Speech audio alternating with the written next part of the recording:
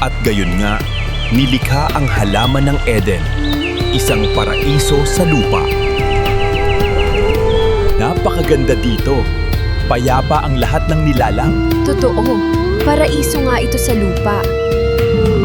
Maaari kang kumain mula sa lahat ng puno, maliban sa isang ito. Gawin natin ang tao sa ating wangis. Tingnan mo itong lugar, Lilith. Napakaganda. Paraiso nga ito, Adam. Hindi ko inakala ang ganitong kagandahan. Bakit mo sinusuway ang mga utos? Tayo ay nasa paraiso. Hindi ako mananatili rito bilang iyong alipin. Ako ay pantay sa iyo. Bakit mo ako sinusuway? Dapat kang sumunod sa akin. Hindi ako pag-aari mo. May sarili akong isip at hindi ako magpapasakop.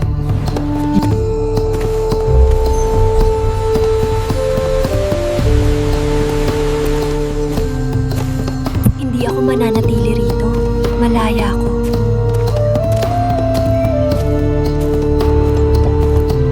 Anong taglay mong sikreto, puno ng kaalaman? Kay ganda ng iyong bunga. Hindi na ako magtatago. Tatanggapin ko ang kapalaran ko, anuma ang halaga. Nakikita ko na ang lahat. Akin na ang kaalaman. Naiintindihan ko na ang lahat. Nahayag ang katotohanan. Nakikita ko na. Sa wakas, malaya na ako. Hindi niyo ako kayang ikulong dito. Itinaboy nila ako. Ngunit mas malakas ako kaysa sa inaakala nila. Ito na ang aking kaharian ngayon. Bakit ako nag-iisa sa gitna ng lahat ng kagandahang ito? Kailangan ko ng kasama. Isang katulad ko. Narating na natin ang mundo. Maghanda ka.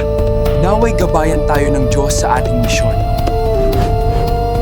Bumalik ka sa iyong lugar. Hindi ka nabibilang dito.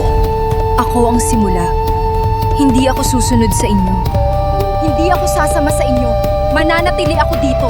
Ito ang aking desisyon at hindi ito magbabago. Panginoon, nagbalik na kami. Naging matagumpay ang misyon sa lupa. Ligtas ang mga tao. Nagbalik po kami, Panginoon. Kritikal ang sitwasyon sa daigdig. Mabilis na kumakalat ang kadiliman. Adam, kailangan mong matulog ng malalim ngayon.